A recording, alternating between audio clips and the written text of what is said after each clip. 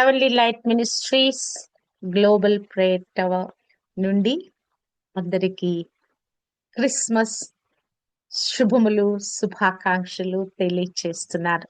Happy Christmas to all. మరి ఈ యొక్క ప్రపంచ యావత్తు కూడా ఈ క్రిస్మస్ ని సెలబ్రేట్ చేసుకుంటా ఉన్నది. అసలు క్రిస్మస్ అంటే ఏంటి? What is Christmas? Christ mass, worshipping Lord Jesus Christ కదా, క్రీస్తు ప్రభుని ఆరాధించుటే క్రిస్మస్ గా మనము అభివర్ణించుతాం. Why should we worship Christ? మరి ఆ యొక్క క్రీస్తుని మనం ఎందుకు ఆరాధించాలంటే he is only the true God and he is our saviour. ఆయన మాత్రమే నిజమైన దేవుడై ఉన్నాడు. అంతేకాదు మనల్ని రక్షించిన రక్షకుడై ఉన్నాడు. Why we are celebrating Christmas? మరి మనము ఈ క్రిస్మస్ ని ఎందుకు సెలబ్రేట్ చేసుకుంటున్నాం? Because it is the birthday of Jesus Christ కదా. క్రీస్తు ప్రభు యొక్క పుట్టినరోజు అయ్యింది గనక ఈ దినం మనము క్రిస్మస్ గా సెలబ్రేట్ చేసుకుంటున్నాం. Why should we celebrate Christmas? మరి క్రిస్మస్ ని మనం ఎందుకు సెలబ్రేట్ చేసుకోవాలి అని చూస్తే గనక క్రీస్తు కాలాలను శకాలను విభజించిన వాడుగా ఒక యుగ పురుషుడుగా ఉన్నాడు ఆయన. ఈ శకాన్ని అంటే ఇప్పుడు మనము జీవిస్తున్నటువంటి 2025వ సంవత్సరాన్ని మనం పలుకుతుంటుండగా ఈ శకాన్ని ఆయన ఏం చేశాడంటే క్రీస్తు పూర్వంగా క్రీస్తు తర్వాతగా విభజించిన వాడుగా ఒక యుగ యుగాలను ఏలే దేవాది దేవుడుగా ఉన్నాడు ఆయన. సాధారణంగా మన లోకంలో గమనించితే ప్రముఖులైన వారు గొప్పవారు చనిపోయిన తర్వాత వారి బర్త్డేస్ ను కూడా లోకంలో సెలబ్రేట్ చేస్తారు కదా. కానీ వారు ఆ రోజును బర్త్డే అనే పదంగా పలకరు. బట్ ఏమంటారంటే దాన్ని జయంతి అంటారు. కానీ కేవలం క్రీస్తు ప్రభు యొక్క బర్త్డే మాత్రమే బర్త్డేగా సెలబ్రేట్ చేసుకుంటాం. అంటే ఆయన ఈ భూమి మీద పుట్టిన అందరి వ్యక్తులలాగా గాని, దేవతలు అని పిలువబడే వారిగా కానీ చనిపోయిన వాడుగా లేడు. ఆయన నేడు కూడా సజీవుడైన వాడుగా నిరంతరము జీవిస్తున్న దేవాది దేవుడుగా ఉన్నాడు. కనుక ఆయనను బర్త్డే అనే పదంతో ఆయన పుట్టినరోజును మనము సెలబ్రేట్ చేసుకుంటున్నాం. క్రిస్మస్ రోజున ఆయన బర్త్డే సెలబ్రేట్ చేసుకుంటున్నామంటే ఈ భూమి మీద ఆయన ఎప్పుడో ఒక దినాన పుట్టే ఉన్నాడు కదా. మరి ఆయన ఎక్కడ పుట్టాడు అని మనం చూస్తే గనక where is he born? He is born in Bethlehem. Bethlehem ఎక్కడ ఉన్నది?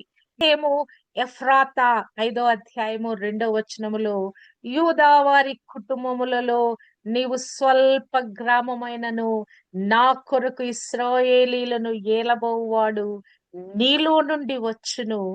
పురాతన కాలము మొదలుకొని శాశ్వత కాలము వరకు ఆయన ప్రత్యక్ష మగుచుండును.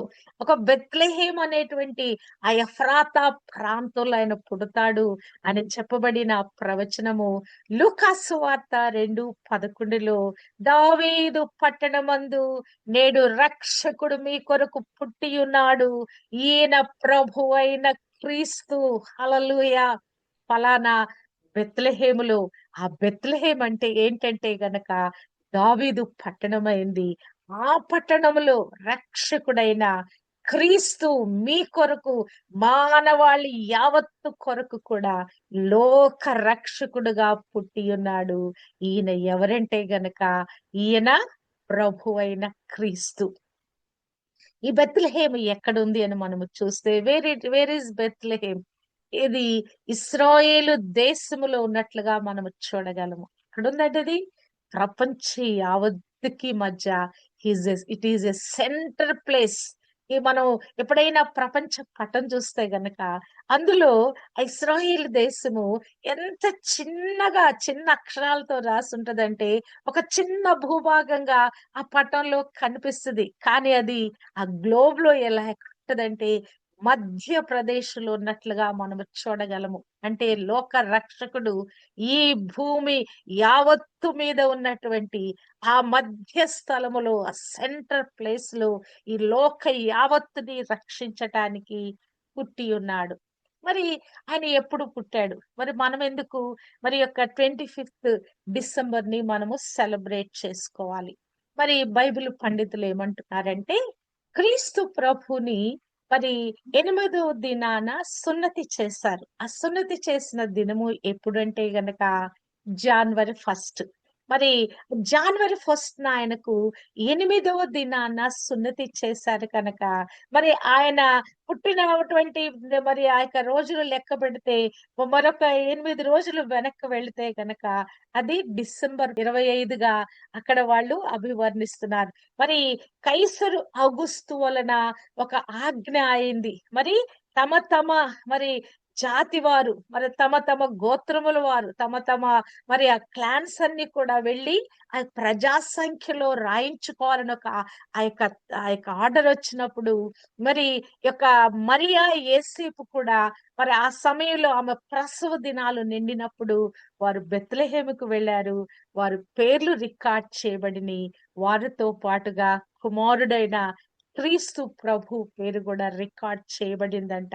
అంటే డిసెంబర్ 25థ్ ఆయన బర్త్‌డే అయ్యుండొచ్చని బైబిల్ పండితులు అభివర్ణిస్తున్నారు. కానీ మనము చూసినట్లయితే క్రీస్తు పుట్టిన డేట్ మనకు ప్రాముఖ్యం కాదండి. కానీ ఒక ఖచ్చితమైన సమయంలో, ఒక పరిపూర్ణమైన కాలంలో మరి ఆయన పుట్టినట్లుగా బైబిల్ గ్రంథంలో రాయబడింది.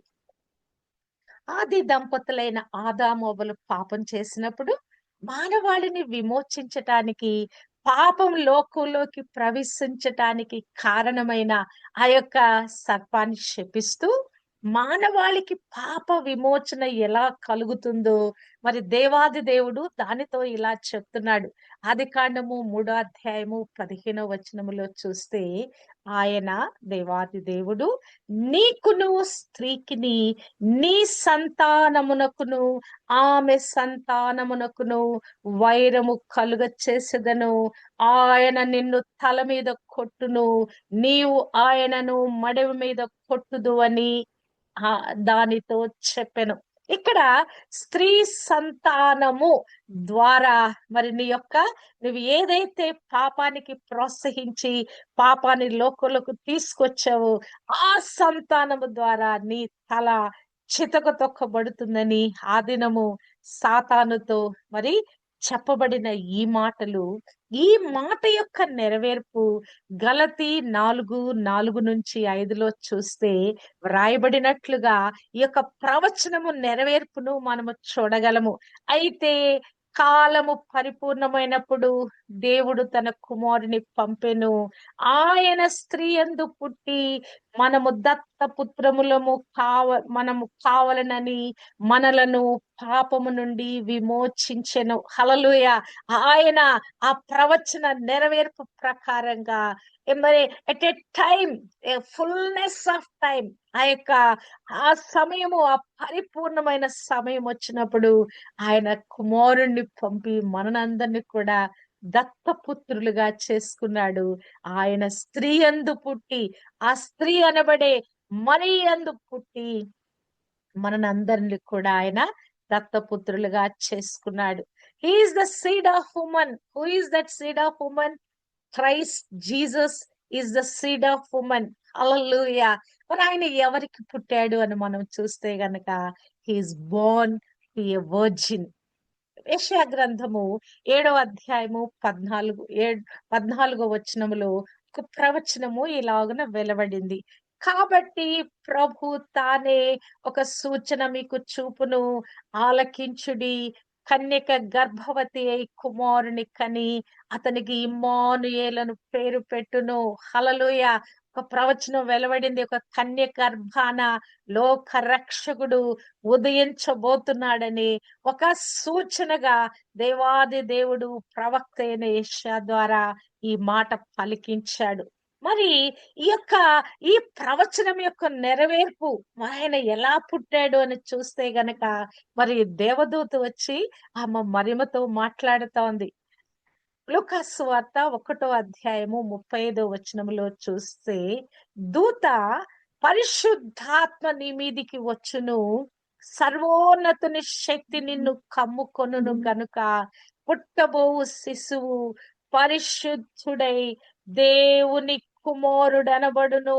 హల్లెలూయా. ఆయన ఎలా పుట్టబోతున్నాడు? With the power of Holy Ghost. ఆ పరిశుద్ధాత్మ, ఆ సర్వోన్నతుని శక్తి నిన్ను కమ్ముకుంటది. The power of the highest shall overshadow you. కమ్ముకుంటది. అప్పుడు నీవు గర్భము దాలుస్తావు. హల్లెలూయా. మరి ఆయన ఏ స్వరూపము దాల్చుకొని పుట్టాడు? ఓకే. ఎలా పుట్టాడు ఆయన? మానవ స్వరూపము దాల్చుకొని. ఫిలిప్పీయులకు రాసిన పత్రిక 2వ అధ్యాయము 7లో చూస్తే, మనుష్యుల పోలికగా పుట్టి దాసుని స్వరూపమును ధరించుకొని. ఆయన ఎవరు? దేవాది దేవుడైన ఆయన. మరి చూచినట్లయితే ఆయన దేవునికి నరులకి మధ్యవర్తిగా, మరి క్రీస్తు యేసును నరావతారిగా, నరుడుగా ఆయన ఈ భూమి మీద అవతరించాడు. అంటే మానవ రూపపు అవతారం ఎత్తాడండి. లోకంలో అనేకమైన అవతారాల గురించి చెప్పారు. కానీ క్రీస్తు మానవ అవతారములో ఈ యొక్క మానవాళిని విమోచించటానికి పరలోకం నుండి భువికి దిగి వచ్చాడు. హల్లెలూయా. అసలు ఆయన ఎవరు? ఆయనే దేవుడై ఉన్నాడు. మొదటి తిమోతికి రాసిన పత్రిక 6వ అధ్యాయము 15, 16లో చూస్తే, ఆయన శ్రీమంతుడు, అద్వితీయుడు, సర్వాధిపతి, రాజులకు రాజు, ప్రభులకు ప్రభువై ఉండి సమీపింపరాని తేజస్సులో ఆయన మాత్రమే వసించుచు అమరత్వము గలవాడై ఉన్నాడు. మనుష్యులలో ఆయనను ఎవడును చూడలేదు, ఎవడును చూడనేరడు. హల్లెలూయా. హల్లెలూయా. ఎటువంటి వాడు ఉన్నాడండి? ఎవరికి అందుబాటులో మరి లేనటువంటి సమీపింపరాని తేజస్సులో ఎక్కడో ఆకాశ మహాకాశంలో పట్టజాలని వాడుగా అత్యున్నత సింహాసనం మీద ఉన్నటువంటి దేవాది దేవుడు నిన్ను నన్ను ప్రేమించి, ఈ లోకాన్ని ప్రేమించి, ఈ మానవుల్ని ప్రేమించి, నిత్య నరకాగ్నికి వెళుతున్న వారి ఎడల జాలిపడి, ఆయనే నరావతారిగా మనవలే రక్త మాంసాలు ధరించిన వాడిగా మరి ఆయన దిగి వచ్చాడు. 2:6 ఫిలిప్పీలో చూస్తే, ఆయన దేవుని స్వరూపము కలిగిన వాడై ఉండి దేవునితో సమానముగా ఉండుట విడిచిపెట్టకూడని భాగ్యమని ఎంచుకొనలేదు గాని, ఆ యొక్క దేవదూతలు, కోటాను కోట్ల దేవదూతలు, ఆ సెరూపులు, 24 పెద్దలు నిరంతరము మానక రాత్రింబగళ్ళు పరిశుద్ధుడు, పరిశుద్ధుడు, పరిశుద్ధుడని కొనియాడబడేటువంటి అంత మహిమాన్వితమైన ఆ పరలోక భాగ్యాన్ని, దేవునితో సమానంగా మరి ఆరాధించబడే ఆ భాగ్యాన్ని ఆయన విడిచిపెట్టి నీ కొరకు, నా కొరకు నరావతారిగా ఈ భూమి మీద ఆయన అవతరించాడు. Why he is born? మరి ఎందుకు ఆయన ఈ భూమి మీద పుట్టాల్సి వచ్చింది అని చూస్తే, to bring good news and good tidings to the mankind. Hallelujah. ఒక శుభవర్తమానము, ఒక శుభకరమైన విషయాలు మన కొరకు తీసుకుని రావటానికి ఆయన ఈ భూమి మీద నరావతారిగా పుట్టాడు. లూకాసు సువార్త 2వ అధ్యాయము 10వ వచనములో, అయితే ఆ దూత భయపడకుడి, ఇదిగో ప్రజలందరికీ కలుగబోవు మహా సంతోషకరమైన సువర్తమానము నేను మీకు తెలియచేయుచున్నాను. హల్లెలూయా. హల్లెలూయా. ఒక శుభవర్తమానము ఈ ప్రపంచ యావత్తి కూడా ఒక గొప్ప శుభకరమైన ఆనవాలు మరి మీ కొరకు మరి అనుగ్రహించబడినది. ఏంటా సువర్తమానం అంటే, ఇదిగో ప్రజలందరికీ కొరకు ఒక రక్షకుడు ఈ భూమి మీద పుట్టి ఉన్నాడు. ఇదే గొప్ప శుభవర్తమానము.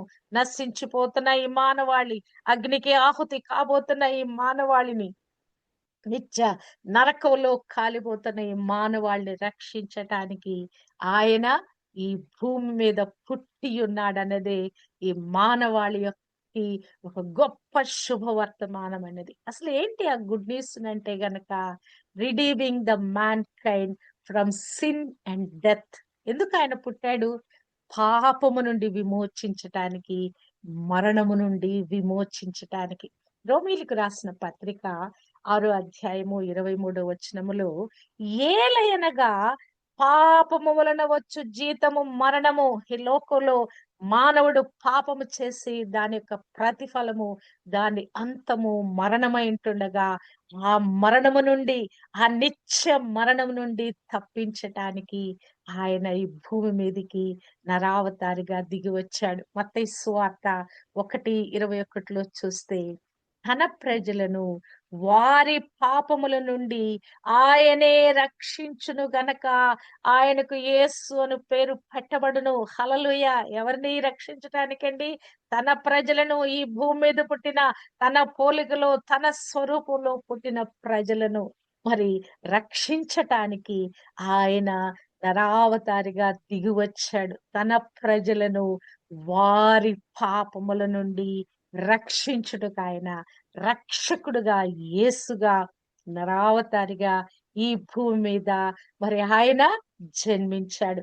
అంతకు మించి ప్రాముఖ్యమైన విషయం ఏంటంటే, the most important thing is saving man kind from the eternal death.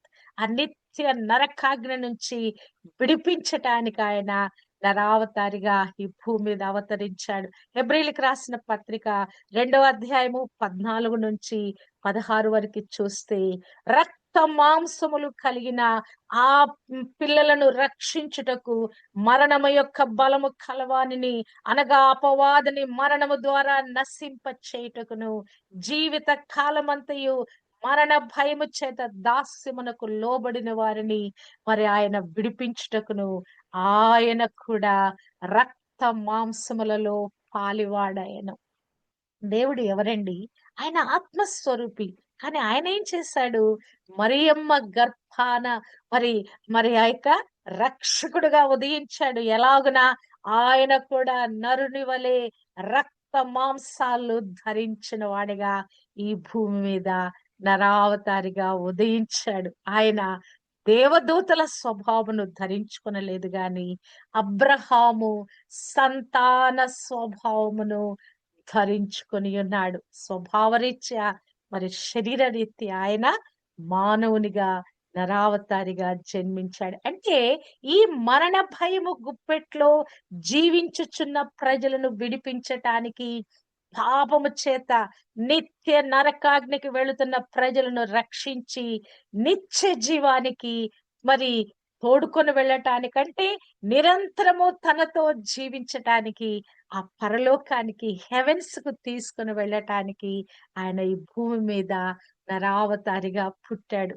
What are the good tidings? అంటే గుడ్ న్యూస్ అది కదా! మరి ఆ యొక్క మరి మన కొరకు అనుగ్రహించబడిన గుడ్ టైడింగ్స్ ఏంటంటే గనక, యెషయా గ్రంథకర్త 61 అధ్యాయము 1-3 వరకు రాయబడిన మాటలు చూచినట్లయితే, మరి నలిగిన హృదయము గల వారిని దృఢపరచటానికి, చెరలో ఉన్న వారికి విడుదల, బంధింపబడిన వారికి విముక్తి, దుఃఖాక్రాంతులందరినీ ఓదార్చుటకు, దుఃఖించు వారికి ఉల్లాస వస్త్రములు ధరింప చేయటానికి, మరి దుఃఖమునకు ప్రతిగా ఆనంద తైలము, భారభరితమైన ఆత్మకు ప్రతిగా స్తుతి వస్త్రము ఇచ్చుటకు ప్రభు ఆయన వచ్చి ఉన్నాడు. అంతేకాదు, ఒక దినము యెహోవా యొక్క ప్రతిదండన దినము రాబోతుందని ప్రకటించటానికి కూడా ఆయన ఈ భూమి మీద నరావతారిగా మరి ఆయన జన్మించున్నాడు కదా! మానవునికి ఎన్ని బాధలండి. అవునా కదా?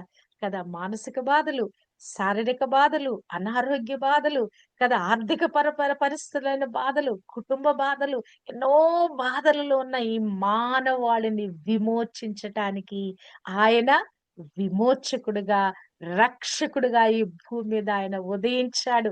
ఎవరైతే దుఃఖంలో ఉన్నారో, ఎవరైతే మరి యొక్క భారభరితమైన జీవితంలో ఉన్నారో, బరువు మోయలేని బరువుతో కృంగిపోయిన స్థితిలో ఉన్నారో, వారందరిని కూడా విమోచించటానికి, వారున్నటువంటి మానసిక, ఆత్మీయ పరిస్థితిలో, కృంగుదలలో పడిపోయిన స్థితిలో ఉన్నటువంటి వారినందరిని కూడా ఉద్ధరించటానికి ఆయన ఈ భూమి మీద నరావతారిగా రక్షకుడుగా ఉదయించాడు. హల్లెలూయా! ఆయన ఎక్కడ పెట్టబడిన పుట్టిన తర్వాత ఆయన ఒక ప్రదేశంలో పెట్టారు. మనం చూసినట్లయితే లూకాసు సువార్త 2వ అధ్యాయము మరి 7వ వచనంలో చూస్తే, ఆమె తన తొలి చూలి కుమారుని కని పొత్తిగుడ్డలతో చుట్టి సత్రములో వారికి స్థలము లేనందున ఆయనను పశుల తొట్టిలో పరుండపెట్టెను. మరి యొక్క బెత్లెహేముకి వెళ్ళారు. మోదు చేయించుకోవటానికి వచ్చారు ఆ సెన్సస్ లో. మరి కానీ అక్కడ స్థలము లేదట. బాగా సత్రములో కూడా స్థలము లేదట. ఆయనను పశుల తొట్టిలో పెట్టారంట. కదా! పశుల తొట్టి ఎలా ఉంటదండి? చాలా దుర్గంధంతో నిండినట్లుగా, మురికిగా ఉంటది. అంటే ఏ ఒక్క పర్ఫ్యూమ్ గూడా దాన్ని క్లీన్ చేయలేనట్లుగా ఉంటది. అవునా కాదా? ఎప్పుడైనా పల్లెటూరులో చూస్తే ఆ పశువుల తొట్టి ఎలా ఉంటదో అర్థమవుద్ది.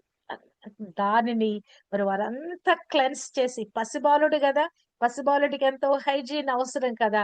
మరి తనెంతో శుభ్రం చేసి, మరి పొత్తిగుడ్డలు మరి అనేకమైన బట్టలు వేసి అందులో ఆయన పరుండు పెట్టాడు. ఆయన పరుండు పెట్టే సమయానికి అదంతా గూడా ఆ పశువుల తొట్టంతా గూడా అద్భుతంగా మరి అది ఆ ప్రదేశమంతా వెలుగుమయంగా, మరి ఆ ప్రదేశమంతా సువాసనలు వెదజల్లే ప్రదేశంగా అది అయిపోయుండొచ్చు నేననుకోవటం.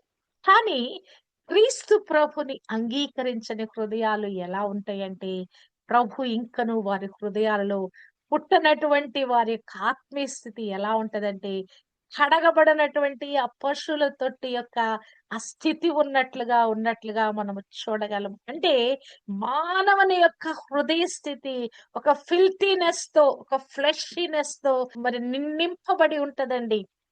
ఇరిమియా గ్రంథకర్త అంటాడు, హృదయము అన్నిటికంటే మోసకరమైనది, అది ఘోరమైన వ్యాధి కలది, దాన్ని గ్రహింపగలవాడు ఎవడు? అంటే ఈ యొక్క హృదయములో మరి అది చాలా డెస్పరేట్‌లీ వికెడ్ అంట. మరి ఇట్ ఈస్ డిసీట్‌ఫుల్ అట. చూచినట్లయితే కదా! అంత ఘోరమైనదట హృదయము కదా!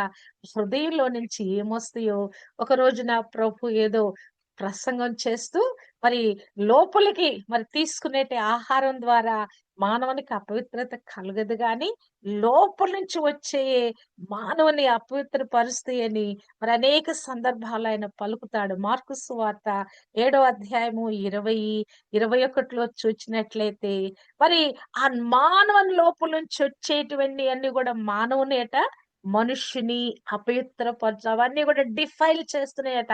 మానవుని అవన్నీ కూడా అపవిత్రపరుస్తున్నాయి, డిఫైల్ చేస్తున్నాయంటే ఆ లోపల నుంచి ఏమేమి వస్తున్నాయంటే గనక మరి evil thoughts, adulteries, fornications, murders, thefts, covetousness, wickedness, deceit, lasciviousness, evil eye, blasphemy, pride, foolishness. ఇదిగో ఈ గుణ లక్షణాలన్నీ కూడా మానవులో నుంచి బయటకు వస్తున్నాయంట. అని ఇవన్నీ కూడా మానవ లోపల నుంచి వచ్చి మానవుని అపవిత్రపరుస్తున్నాయట. మరి ఈ యొక్క వికెడ్ థింగ్స్ నుంచి, ఈవిల్ థింగ్స్ నుంచి మానవుని హృదయము ఎలాగున క్లెన్స్ చేయబడుద్ది. ఎట్లా క్లెన్స్ చేయబడిందంటే, క్రీస్తు ప్రభుని సొంత రక్షకుడుగా అంగీకరించి ఆయనను ఒప్పుకొని హృదయంలోకి స్వీకరించినప్పుడు ఆ యొక్క ఆ యొక్క మురికితో, దుర్గంధంతో, దుర్వాసనతో నిండిన ఆ హృదయము శుభ్రం చేయబడుద్దండి. అది చాలా ఎంత సింపుల్ అంటే క్రీస్తు ప్రభు మన హృదయంలో పుట్టుట మనము చూస్తే గనక రోమీయులకు రాసిన పత్రిక 10వ అధ్యాయము 9, 10లో యేసు క్రీస్తు ప్రభువని నీ నోటితో ఒప్పుకొని దేవుడు మృతులలో నుండి ఆయనను లేపినని నీ హృదయమందు విశ్వసించిన ఎడల నీవు రక్షింపబడుదువు. ఏలయనగా నీతి కలుగునట్లు మనుష్యుడు హృదయములో విశ్వసించును, రక్షణ కలుగునట్లు నోటితో ఒప్పుకొనును. ఈ క్రీస్తు ప్రభువుని మన హృదయాల్లోకి స్వీకరించుట, ఈ యొక్క దుర్గంధంతో నిండిన ఈ హృదయములో, పాపముతో నిండిన ఈ హృదయములో ఆయన పుట్టుట అనే ప్రక్రియ చాలా సింప్లెస్ట్ థింగ్ అండి. కేవలము ఆయన నొప్పుకుంటే చాలు, నా పాపాల కొరకు ఆయన చనిపోయాడు. ఆయన రక్తం కార్చాడు. రక్తం కార్చి ప్రాణం పెట్టాడు. ప్రాణం పెట్టి తిరిగి లేచాడు. తిరిగి లేచి ఆరోహణమై వెళ్ళాడు. ఒక్క దినాన నేను ఆయనను నమ్మితే ఒక రోజున ఆయన నన్ను కూడా తను నివసించే స్థలానికి ఆయన వచ్చి నన్ను తీసుకొని వెళ్తాడు. ఈ యొక్క ఈ మాటలు విశ్వసిస్తూ క్రీస్తు నా కొరకు ఈ భూమి మీద జన్మించాడు. నా పాపముల నుండి నన్ను విమోచించటానికి మరి జన్మించాడు. నేను పాపిని అని గ్రహించి ఎవరైతే తమ పాపాలు ఒప్పుకుంటూ తమ హృదయము తెరిచి నోటితో ఒప్పుకుంటారో, హృదయం అంతటితో విశ్వసిస్తారో కదా! ఆయన మన హృదయాలలో జన్మిస్తాడు. మన ఆత్మలను శుద్ధి చేస్తాడు. మొదటి యోహాను పత్రిక మొదటి అధ్యాయము 7, 9 వచనాలలో మన పాపములను మనం ఒప్పుకొనిన ఎడల ఆయన నమ్మదగిన వాడును, నీతిమంతుడును గనుక ఆయన మన పాపములను క్షమించి సమస్త దుర్నీతి నుండి మనలను పవిత్రులనుగా చేయును. యేసు రక్తము ప్రతి పాపము నుండి మనలను పవిత్రులుగా చేయును. హల్లెలూయా! హల్లెలూయా! మరి రక్షణ భాగ్యము ఎప్పుడు పొందుకోవాలి? ఇమ్మీడియేట్‌లీనండి. మరి ఈ యొక్క కన్ఫెషన్ యేసు క్రీస్తుని అంగీకరించుటనే ఈ కన్ఫెషన్ ప్రేయర్ చేయడానికి అది మనం ఇక ఆలస్యం చేయకూడదు. దాన్ని మనము ఇక డిలే చేయకూడదు. ఆ రక్షణ పొందుకోవటానికి. కొరింథీయులకు రాసిన పత్రిక రెండో పత్రిక 6 అధ్యాయము 2 వచనములో ఇదిగో ఇప్పుడే మిక్కిలి అనుకూలమైన సమయము, ఇదే రక్షణ దినము. క్రీస్తు ప్రభు ఈ లోకంలో పుట్టాడని సంబరాలు చేసుకునే ఈ దినమే రక్షణ దినము. ఇదే రక్షణ దినము. ఇదే అనుకూలమైన సమయము. ఈ వర్తమానం నువ్వు వింటున్నట్లయితే కనుక ఎంతవరకు ఇంకా నీ యొక్క హృదయాన్ని క్రీస్తు ప్రభువుకి ఇవ్వకపోతే, ఆయన నీ హృదయంలో చేర్చుకోకపోతే, నీ పాపపు హృదయము యేసు రక్తంతో కడగబడిన అనుభవంలో నువ్వు లేకపోతే గనక ఇదే రక్షణ దినము. ఇదే అనుకూలమైన సమయము. మరి మార్కు 16:16లో ఏమి రాయబడి ఉంటదంటే, నమ్మిన వాడు రక్షింపబడును, నమ్మని వానికి శిక్ష విధింపబడును. నువ్వు నమ్మావా? నువ్వు రక్షింపబడిన వాడవై నిత్య జీవానికి నిరంతరము క్రీస్తుతో జీవించడానికి వెళ్ళిపోతావు. నమ్మలేదా? నిత్య నరకాగ్నికి వెళ్ళిపోతావు. అసలు ఆ నరకము ఎలా ఉంటదంటే, ఈ heaven and hell are very real things అండి. ఎవరు చూడొచ్చారులే, ఎక్కడికి పోతామో మనకేం తెలుసులే, చనిపోయినాక ఏమవుద్దో ఎవరికి తెలుసులే అని ఇష్టానుసారంగా ప్రజలు జీవిస్తా ఉన్నారు. కానీ ఖచ్చితంగా పరలోకముంది. మరి మరి ఆ యొక్క మరి నిత్య నరకాగ్ని కూడా ఉంది. అవి ఖచ్చితంగా ఉన్నటువంటి విషయాలండి. కనుక మనమెందుకు పరలోకంలోకి వెళ్ళకూడదు? అసలు ఆ యొక్క నిత్య నరకాగ్ని ఎలా ఉంటదో యెషయా గ్రంథకర్త 33:14లో అంటున్నాడు. మరి పాపులు దిగులు పడుచున్నారు. వణుకు భక్తిహీనులను పట్టెను. మనలో ఎవడు నిత్యము దహించు అగ్నితో నివసింపగలడు? మనలో ఎవడు నిత్యము కాలుచున్న వాటితో నివసించును? అక్కడ నిత్యము కూడా అగ్ని మరి దావానులంగా వ్యాపిస్తూనే ఉంటది. అసలు అక్కడ మార్కు 9:48 ప్రకారంగా నరకమున వారి పురుగు చావదు, అగ్ని ఆరదండి కదా! క్రీస్తు ప్రభు నరావతారిగా జన్మించిన కారణము మానవులను అనిత్య నరకాగ్ని నుంచి, నిరంతరము కాలుతున్న స్థితి నుంచి, నిత్యము దహించు అగ్ని నుంచి విడిపించటానికి, ఆరని అగ్ని నుంచి విడిపించి ఆ నిత్య జీవానికి పరలోకానికి తీసుకొని వెళ్ళటానికి ఆయన మరి భూమి మీద మరి జన్మించున్నాడు. Behold, now is the accepted time. Behold, now is the day of salvation అని పలకబడిన ఈ మాటలను, ఈ రక్షణ సువార్తమును మీరు విని నువ్వు రక్షింపబడ్డావా? క్రీస్తును అంగీకరించావా? ఈ నిత్య నరకాగ్ని నుంచి నువ్వు తప్పించబడతావు. హల్లెలూయా! ఇదే రక్షణ దినము. ఈ యొక్క రక్షణను మనము నిర్లక్ష్యము చేయకూడదు. మనకు ఉచితంగా ఆయన ఈ యొక్క రక్షణ భాగ్యాన్ని ఇస్తున్నాడు. దీనికి మనమేమి వెల చెల్లించాల్సిన అవసరం లేదు. మరి మనము కూర్చొని మన పాపాలను ఒప్పుకుంటూ ఆయనను ప్రార్థించగలిగితే చాలు. యేసు నా హృదయాన్ని కడిగి నాలో వచ్చి నివసించు అంటే చాలు.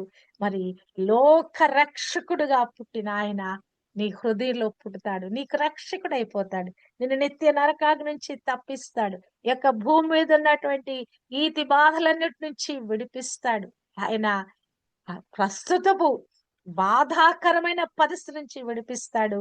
అంతేకాదు మరి చనిపోయిన తర్వాత నిత్య నరకాగ్నికి వెళ్ళే ఆ యొక్క దుస్థితి నుంచి కూడా విడిపిస్తాడు. ప్రభువుని అంగీకరించడంటే ఎప్పుడో చనిపోయిన తర్వాత కలిగే ఆ పరలోక రాజ్యము, ఆ నిత్య జీవము కాదండి.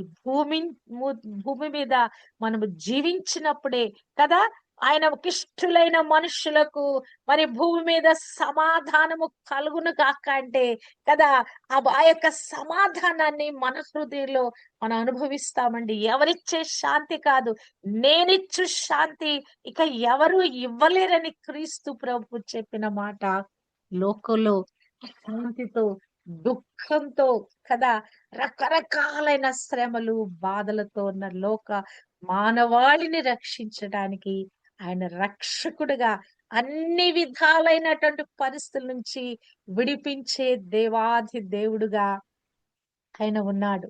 మరి ఒక క్రిస్టియన్ స్కాలర్ ఇలా అంటున్నాడు, క్రిస్టియానిటీ అనేదట వరల్డ్ క్లాస్ వరల్డ్ క్లాస్ హేతుబద్ధ విశ్వాస సహిత దైవ వేదాంత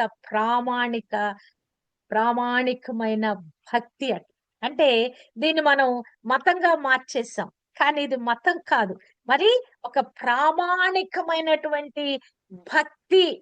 దీనిని ఈ క్రిస్టియానిటీ అనేది ఈ ప్రపంచంలో ఉన్న అనేక మతాలు, రకరకాల మతాలు ఉన్నాయి. కానీ దానిలో వరల్డ్ క్లాస్ హేతుబద్ధ విశ్వాస సహితమైన మరి దైవాంశము, దైవ వేదాంత ప్రామాణికమైనటువంటి విశ్వాస భక్తి అట అది. ఇది మరి ఇక ఏ మతము కూడా క్రైస్తవ విశ్వాస ప్రామాణికతను, ప్రాచీనతను, దైవాత్మికతను, ప్రపంచ వ్యాప్త భక్త సంఖ్యను ఎప్పటికీ చేరుకోలేదు. ప్రపంచ యావత్తులో ఎవరు ఎక్కువ మంది ఏ మతాన్ని అనుసరిస్తున్నారండి? క్రిస్టియానిటీని అనుసరిస్తున్నారు. ఇక భూ ప్రపంచం మీద ఈ దినము 800 కోట్ల చిలుకు ప్రజలు ఉన్నారు. అందులో దాదాపు 50% గా క్రైస్తవులు ఉన్నారండి. అసలు వారందరూ కూడా మరి క్రీస్తు ప్రభువుని అంగీకరించడానికి కారణం ఏంటి? కదా! కదా! మరి అన్ని దేశాలలో కూడా క్రిస్టియానిటీ ఉన్నదండి. కదా! మన దేశంలో ఒక మతమే ఉన్నది ప్రామాణికంగా, మరి ప్రాముఖ్యంగా. కానీ క్రిస్టియానిటీ అనేది ప్రపంచ దేశాలలో మరి మరి 50% ప్రజలు ఈ భూమి మీద నివసిస్తున్న వారు అంగీకరించిన విశ్వాసంగా, అంగీకరించిన పరలోక మార్గంగా ఉన్నట్లుగా మనము చూడగలము. ఎందుకు వాళ్ళు అంగీకరించారు? కారణం ఏంటంటే ఆయన దేవుడై ఉండి, ఎవరు? క్రీస్తు దేవుడై ఉండి శరీరధారి అయి మానవుల పాప విముక్తి కోసం 2 సహస్రాబ్దాల క్రితం భూ చరిత్రలోకి దిగి వచ్చిన ఒకే ఒక దైవనరుడు ఆయన యేసు క్రీస్తు అయి ఉన్నాడు అని చెప్పేసి ఆయన మరి ఈ మాటలు పలుకుతున్నాడు. అంటే అనేకమైన మార్గాలను వెతకటం మానివేసి పుట్టించబడిన దేవుళ్ళను, దేవతలను విడిచిపెట్టి కదా లోకంలో దేవుళ్ళు అనేవాళ్ళు కొత్తగా సృష్టిస్తా ఉంటారు. మానవుళ్ళు పుట్టించబడిన దేవుళ్ళను, దేవతలను విడిచిపెట్టి జనన మరణాలు లేని, ఆద్య అంతము లేని అస్సలు సిస్సలు సృష్టికర్త ఎవరో తెలుసుకొని ఆయనకు మరి నీ హృదయాన్ని నీవు ఇవ్వగలిగితే అప్పుడు నీవు వెళ్ళాలనుకుంటున్న ఆ మోక్షానికి, పరలోకానికి నీవు చేరుకుంటావు. ఎవరైనా దైవమయుండి నిన్ను మోక్షానికి తీసుకుని వెళ్ళే ఎవరు? ఆ మార్గము ఎవరంటే ఆయన ఎవరో కాదు, దైవమయుండి, దేవాది దేవుడయుండి శరీరధారిగా ఈ లోకానికి వచ్చిన యేసు క్రీస్తే. క్రీస్తు యేసే మోక్షానికి మార్గము, పరలోక రాజ్యానికి మార్గము, దైవత్వానికి సత్యము, అమరత్వానికి జీవము. హల్లెలూయా! కదా! సుతోమా సద్గమయ, తమస్సోమా జ్యోతిర్గమయ, మృత్యోర్మా అమృతంగమయ అంటే ఆయన 14:6 యోహాను సువార్తలో రాయబడినట్లుగా ఆయనే మార్గము, ఆయనే సత్యము, ఆయనే జీవమై ఉన్నాడు. హల్లెలూయా! నిత్య జీవానికి తోడుకుని వెళ్ళటానికి నీ కొరకు, నా కొరకు రక్షకుడుగా ఉదయించిన ఆ క్రీస్తుని మన హృదయాల్లోకి మనం చేర్చుకుందాము కదా! ఆ రక్షణ పొందుకుందాము. నిత్య నరకాగ్ని నుంచి తప్పించబడి నిత్య జీవానికి, ఆ యొక్క మోక్షములోకి, పరలోక రాజ్యంలోకి ఈ మానవాళి యావత్తు కూడా వెళ్ళుదురుగాక. ఈ శుభవర్తమానము ఈ ఉదయకాలం ఈ క్రిస్మస్ సందేశం వింటున్న వారిలో ఎవరైనా ఇంకా క్రీస్తుని తమ హృదయాలలో చేర్చుకోకుండా ఉంటే దేవుడు మీ మీ హృదయాలకు మరి రక్షణ భాగ్యము అనుగ్రహింప చేయునుగాక. మిమ్ములను ఆ నిత్య నరకాగ్ని నుండి తప్పించునుగాక. మరి మీ వంతుగా మీరు చేయవలసిన పని ఆయనను మీ హృదయంలోనికి ఆహ్వానించినప్పుడు ఆయనే మిమ్మలను రక్షించువాడుగా, ఆయన మిమ్మలను మరి యొక్క నిత్య జీవానికి తీసుకుని వెళ్ళు ప్రదాతగా ఉంటాడు. మరి ఆ యొక్క క్రిస్మస్ ని ఇట్టి విధంగా క్రీస్తు పుట్టుక సంబరాలతో మనము ఈ దినము ఘనంగా జరిపించుకుందుము గాక. ప్రపంచం యావత్తు కూడా ఈ దినము అర్ధరాత్రి 12 గంటల నుంచి హ్యాపీ క్రిస్మస్ అనే పదాలతో హోరెత్తిస్తా ఉన్నది. అవునా కాదా? మనము కూడా మరి రాత్రి కాలము ఆ యొక్క క్రిస్మస్ ఈవ్ అయిన తర్వాత మనమందరం కూడా మరి హ్యాపీ క్రిస్మస్ అని చెప్పుకున్నాము. ఇప్పుడు మరొకసారి చెప్పుకుందాము. Happy Christmas, merry Christmas. Hallelujah! దేవునికి మహిమ కలుగును గాక.